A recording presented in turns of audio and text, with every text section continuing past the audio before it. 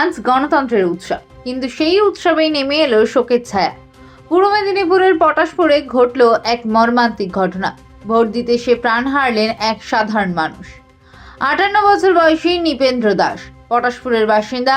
আজ সকালে নিজের গণতান্ত্রিক অধিকার প্রয়োগ করতে পৌঁছেছিলেন 234 নম্বর বুথ বামনবার জুনিয়র হাই স্কুলে।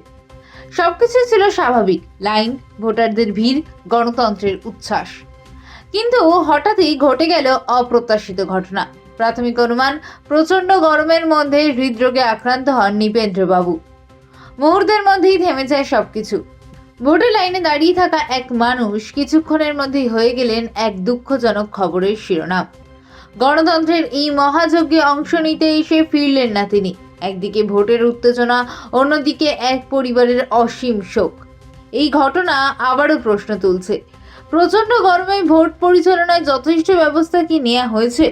আজকের দিন একজন ভোটারের কাছে ছিল অধিকার প্রয়োগের দিন, কিন্তু তার পরিবারে এটা হয়ে রইল চিরকালের শোকের দিন। আজকে প্রখর রৌদ্রে মানে কি আজকে যা রৌদ্রের উত্তেজনা মনে হয় 40 ডিগ্রি মানে ছাড়িয়ে গেছে, যার কারণে সানস্ট্রোকে বামনবার 234 নম্বর বুথে, এটা হচ্ছে পটাশপুর বিধানসভার অন্তর্গত, নৃপেন্দ্রনাথ দাস নামে এক ব্যক্তি, তিনি এবং তার পরিবারকে নিয়ে, ওনার স্ত্রীও সঙ্গে ছিলেন।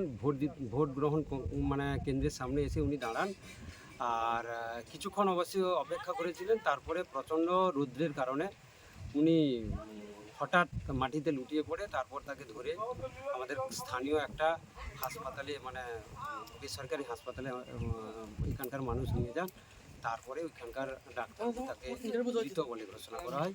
তো এই যে মৃতটা হয়েছে, এটা প্রচুর রৌদ্রের কারণে এই মৃত বলে আমরা মনে করছি।